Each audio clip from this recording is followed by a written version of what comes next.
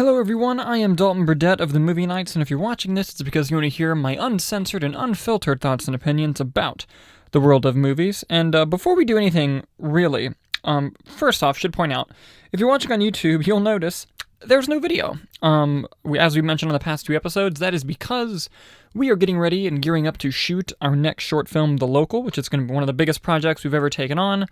And because of that, we are really just trying to not shoot as much other videos in regards to anything on the channel other than the film. So we're just going to be doing audio only for now, although I am still uploading the clips to YouTube, just, to keep it everywhere and have it all be concise with the episodes on, YouTube and, the audio only places like Spotify, Apple Podcasts, things like that. So I understand if you're like, wow, I'll just go to those other places to listen to the podcast. As long as you're listening, thank you, all 6 of the people who listen. We greatly, greatly appreciate you. So with that in mind, sorry if you hear any random noises. I'm literally just sitting in my closet because I think it's probably the safest acoustic place to do this. So you might hear like weird noises of me tripping or trying to get like stories pulled up and everything. So sorry in advance about that. And before we really do a whole lot, there's a couple, there's one thing that I need to do right off the bat, and that is say, the unfortunate news that, Ryan Warner will no longer be a part of the Movie Nights in any capacity. I'm not going to get into why. It was a personal decision. He chose to step away. And he recently informed me that the decision is permanent, so it's unfortunate. I'm really sad about it, but we're going to respect his decision, and, as more respect, I'm not going to address it anymore going forward, so, but I just wanted to, it'd be weird to just never point it out, so I just want to point it out now. There is a big probability that he will not be returning. But we're just going to go ahead and power forward, though. This is probably just going to be an only movie news episode, so we're going to start off with, okay, sorry if I'm like seam out of it. There was a story that dropped right before I started recording this that I can't wrap my brain around. But we're going to get to, I'm saving it for last because it is fucking bonkers. But let's go with things that literally dropped right after I recorded the last show, and I hate myself that I can't do the show live and have to constantly be behind on stories. The Hollywood Reporter and just all the major trades have confirmed that Zack Snyder will actually shoot new scenes for the infamous Snyder Cut of Justice League, which, we've covered ad nauseum here on the show. And according to Hollywood Reporter, Henry Cavill, Ben Affleck, and Ray Fisher and Gal Gadot are going to be returning, which is interesting, because Ray Fisher's problems with Warner Brothers at the moment. But Henry Cavill has then since said he's not returning, but, he could just be playing some sort of PR game, but none of the other actors have denied anything, and it's awesome that Zack Snyder gets to, do the planned reshoots that he had planned before stepping away from the project, and that HBO Max is allowing him to do so. I think that's really great, and it really just shows how committed HBO Max and Warner Brothers is to Zack Snyder's vision of Justice League, and the miniseries drops on HBO Max next year, and I cannot wait, and I can't wait to see the new scenes that he's been adding.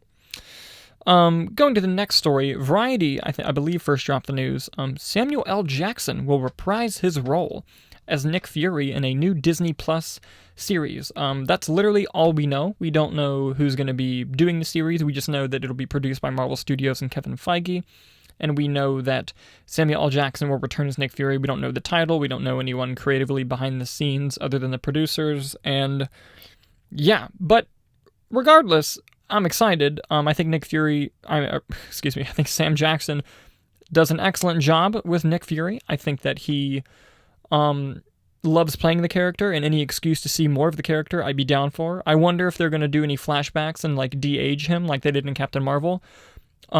This obviously isn't confirmed and probably won't happen, but one thing that I would love to see, bring back Agent Coulson and just have Agent Coulson and Nick Fury be together on the Disney Plus show, not only just so we could see them together again, but also mild spoilers for the series finale of Agents of S.H.I.E.L.D., but Coulson is alive as an LMD, so, you could even make him like a Kenny and just kill him however many times you want. I would just love to see those two working together on screen again. I think that would be really great, but it probably won't happen, but, just one can dream.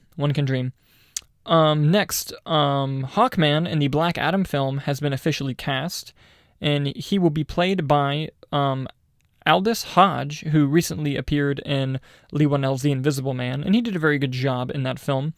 And even when you just watch Invisible Man, he's a very big dude, so you kind of look at him and you're like, oh, he's going to play a superhero one day. And he did a great job in the Invisible Man movie. He almost brought like a charm within the horror that was really nice to see.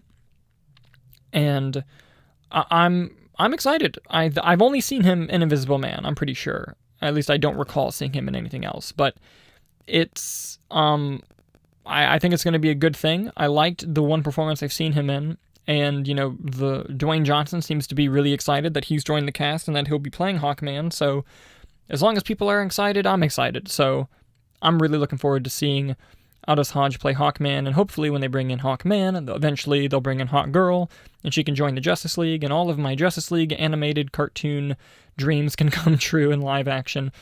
But yeah, no, I'm really looking forward to that. I think he's going to do a wonderful job. Coming in next, this comes to us from The Hollywood Reporter, and this is just a new movie that's happening that I just thought sounded really cool. Apparently Chris Hemsworth, Journey Smollett, and Miles Teller are all going to be making a movie called Spiderhead at Netflix, which is based on a short novel, that is almost, it takes place in the future, and it's almost sounds psychedelic in a way, but it's going to be written by the Deadpool writers and directed by the director of Top Gun Maverick, which is Joseph Kosinski, I believe is how you pronounce his name. But yeah, I think that's an all-star cast. Netflix, again, sparing no expense to get A-list on their service to drive in subscribers to watch their content. It's a smart move. Miles Teller, we graduated from the same high school. I even got to meet him on one occasion. He was a very nice guy, and he's a terrific actor. I do think he needs a new agent, but because some of the movies he's been in haven't been as good as he is in the films, and he deserves better projects. So, yeah, I stumbled greatly on that. What I'm trying to say is Miles Teller's a great actor, but he doesn't always end up in great movies, and it's unfortunate. But hopefully, with Top Gun Maverick and with a movie like this, that will turn around for him, and more audiences will finally see what a true talent he really is. And Chris Hemsworth is just great in everything he does, even if the movie sucks, kind of like Miles Teller. But yeah, no, that's a Netflix film I'll be looking forward to. And Journey Smollett, I shouldn't just skip over. She's been excellent. She was excellent in the Birds of Prey movie. I haven't watched Lovecraft Country yet, but from everything I've heard from what everyone is saying, is that she does a fantastic job in that as well. And it's really nice to see her career start taking off, because she is a phenomenally talented actress.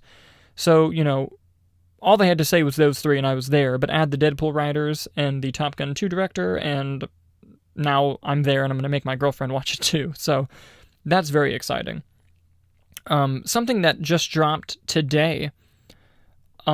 Surprise, Borat 2 has been shot and edited, and it comes out October 23rd on Amazon Prime.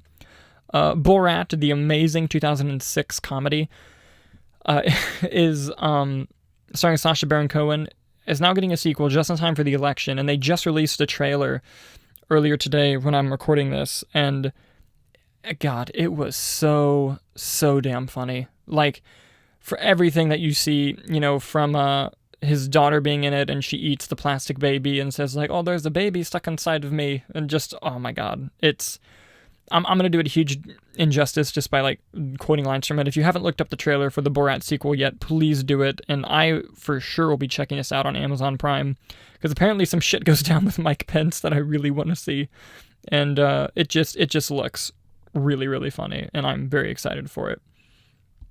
Let's see, a couple more stories before we get into the big one. So I pulled this next one from Deadline. Barry Jenkins, director of Moonlight, If Beale Street Could Talk, Academy Award winning filmmaker, is going to be doing a follow-up to the live-action Lion King movie from Disney, which is fascinating because, I didn't really like the live-action Lion King. I think Jon Favreau is a very talented filmmaker. I just don't think that movie came together very well. It felt very bland.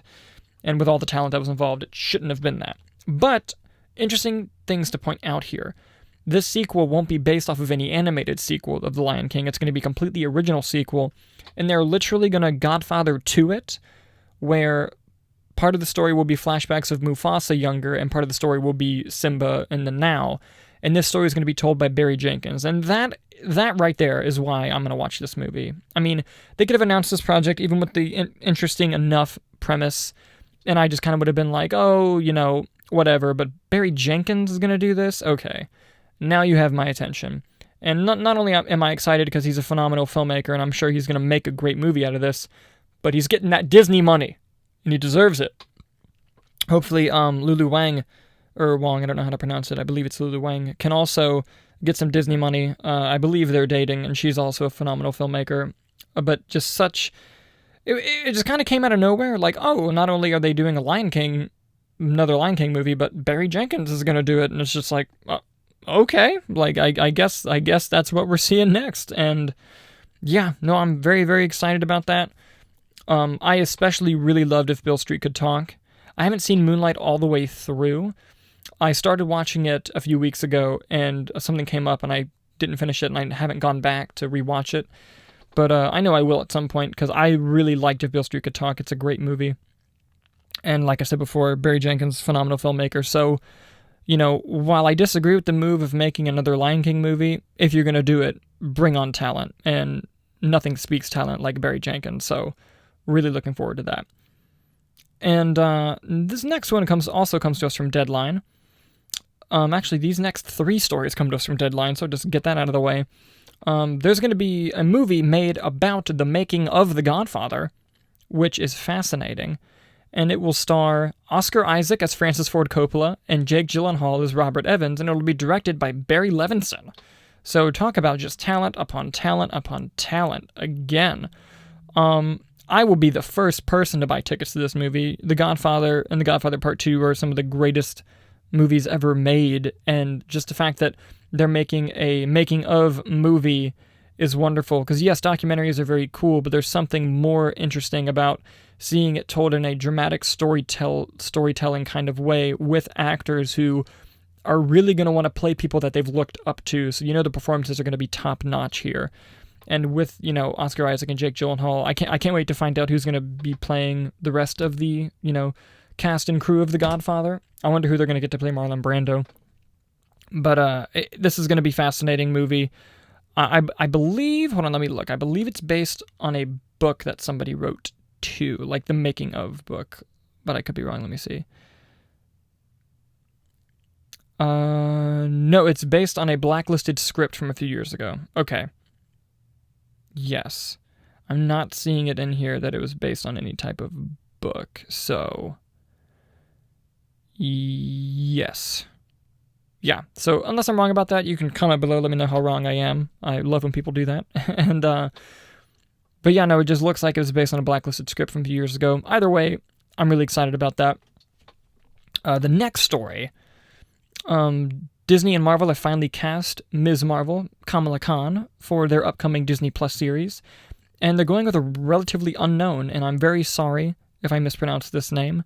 Iman Vellani is going to be playing Kamala Khan for Marvel and Disney Plus. Apparently, this came after auditions, and she won.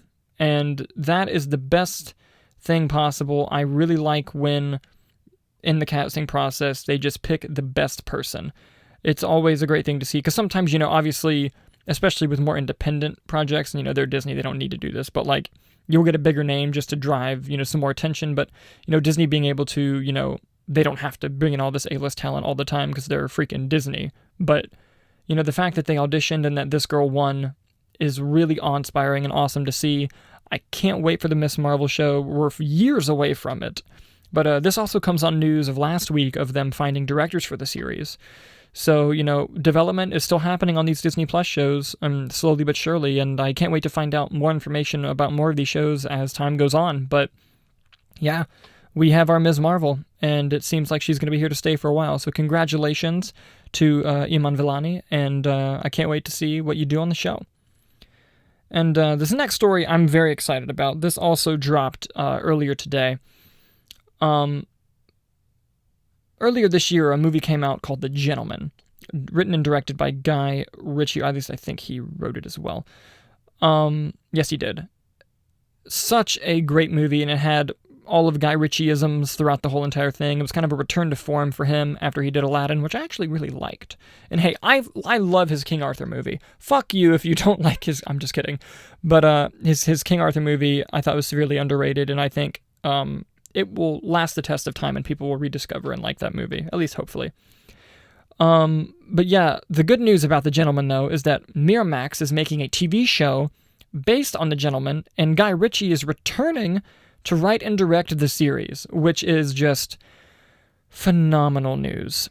And now, in the article on Deadline, it doesn't clarify if it's going to be a remake of the movie, or if it's going to be a sequel to the movie, or if it's just going to be completely its own thing, just kind of based on the same premise.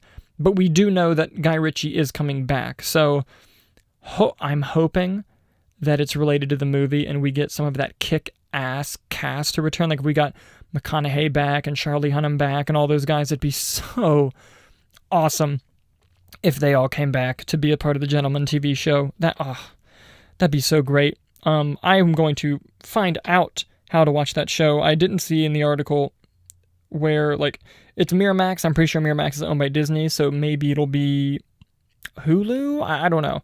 But whatever service it ends up on, I am there to watch it. And yeah, I cannot wait for the Gentleman series. That is going to be so great. If you haven't seen The Gentleman yet, please, please, for the love of God, seek it out. It's so good. And also watch Guy Ritchie's earlier works as well. He's such a phenomenally talented filmmaker. And yeah, I'm going to be watching The Gentleman every episode when it comes out. And okay, this last story, ladies and gentlemen, this final story is the one that I'm literally having an aneurysm over right now. I can't even describe to you. Like, okay, context. I was literally about to click record on the show today. Like, sitting in this closet about to hit record when I get a phone call from Nick, movie night Nick, calls me, Nick Iricchio, and he's just like, Dalton, on the phone. I'm like, what is it? And he's like, because we have a film coming up. I'm like, I swear to God, if he tells me like something's wrong with the movie, I'm going to be mad. He goes, no. Go to the Hollywood Reporter right now. And I'm like, oh, okay, like what's going on? Fucking, you guys aren't going to believe this. Apparently, in Spider-Man 3, like the upcoming one with Tom Holland, directed by John Watts, produced by Kevin Feige and Amy Pascal of Marvel and Sony, is going to have Jamie Foxx return as Electro from The Amazing Spider-Man 2. For those of you wondering, why are you making this sound like a big deal? Because they're part of completely different fucking universes. And I'm not saying this is a bad thing, but like, holy shit, because like everyone had been assuming that Sony and Marvel were going to start crossing shit over on their own universes with, Michael Keaton showing up in the Morbius trailer and rumors that Venom may cross over with Tom Holland at some point. But now, with these implications, it seems like we're going to start getting like a live-action Spider-Verse. I mean, nothing's been confirmed from the studio. Marvel had no comment, but whenever that happens, that means it's fucking true pretty much every time. But yeah, apparently he's in final negotiations to return as Electro from Amazing Spider-Man 2, which literally means this must be some sort of multiverse thing, which also will be touched upon in the Doctor Strange film. But like, holy shit, this is actually happening. Now, why Electro from that awful Amazing Spider-Man 2 movie?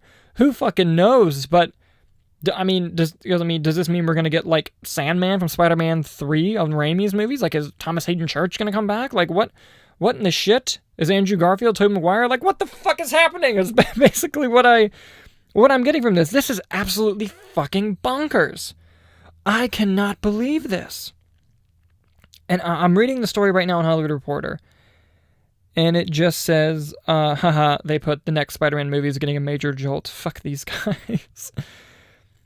And yeah, it just says that he's in final talks to come back, and Marvel has no comment. And it does bring up the fact that J.K. Simmons returned as J. Jonah Jameson, but I had always assumed that was just a different version of J. Jonah Jameson, not Raimi's. At least, I still think that's what they're trying to say. What the fuck is going on? This is so... I mean, I'm excited. Hopefully they give him the fucking green and yellow suit. That would make me happy. But, like, what is this? Like, now watch. As soon as I upload this, there's going to be a story that's like, oh, actually, we got that wrong. And I'm going to seem like a big fucking idiot. But, like, oh my god. That is just fucking unbelievable. And I'm literally right now going to other sources like Deadline, Variety, just to see if anyone else is reporting on this, see if they can add anything new to it. I'm not seeing anything right now. Let me try the Wrap. But, yeah, no, if this is true, and, you know, Hollywood Reporter's reputation, it probably is true, but, like, this is really gonna shake some things up. Like, does this mean we're gonna start seeing crossovers from previous Sony films into the MCU? Like, that is unbelievable. And awesome. Like, oh my god, if we fucking get Tobey Maguire and Andrew Garfield in a movie, not even the next movie, but just eventually get into a movie, that is gonna be just fucking ridiculous. Like, oh my god. Why Electro, though, is still fascinating, because, look, Jamie Foxx is an amazing actor. He's incredible. But he wasn't very good in Amazing Spider-Man 2, and the character wasn't very well written. But the fact that this is happening means shit's gonna go down, and that there's gonna be a live-action Spider-Verse. God, if that happens, I will just burst into tears, and I will just run to the nearest movie theater whenever that shit happens, if the theaters fucking stay open, which is a whole other thing. But yeah, no, this is absolutely crazy. I mean, I'm excited, but Jesus, I might have to take up drinking if this shit keeps happening. This is unbelievable. Like, I'm sorry I keep repeating that, but, like, this is literally the closest thing to confirmation that we're going to get a live-action Spider-Verse, and that they're going to be crossing over these Sony universes and within the MCU, because this is going to be in Spider-Man 3. Unbelievable. Unbelievable. I'm shocked. But, you know, hopefully we get more confirmation from Marvel and Sony, and we find out even more characters are going to be in Spider-Man 3. We'll have to see. But, yeah. That's going to be it for this, you know, short mini in the closet episode today. We're also going to be audio next week and maybe for a couple more weeks. It's going to be weird transitioning without Ryan on the show. Obviously I'm going to be doing some solo stuff, and, you know, while I'm editing the film, I don't know how much of it's going to be video. Hopefully only just a couple more weeks of audio only, and we'll go back to video. But I'm probably going to start having periodic guests on the show, maybe even start doing some interviews. If you guys would like to see me interview some local filmmakers or just local movie fans that I know about, let me know. And I can start to reach out maybe just across the pond to some friends over in Europe, or maybe just on other sides of the states if they'd like to be on the show. But let me know if that'd be something you'd be interested in certain interviews. And yeah, thank you guys so much for watching, listening, and we'll see you next time.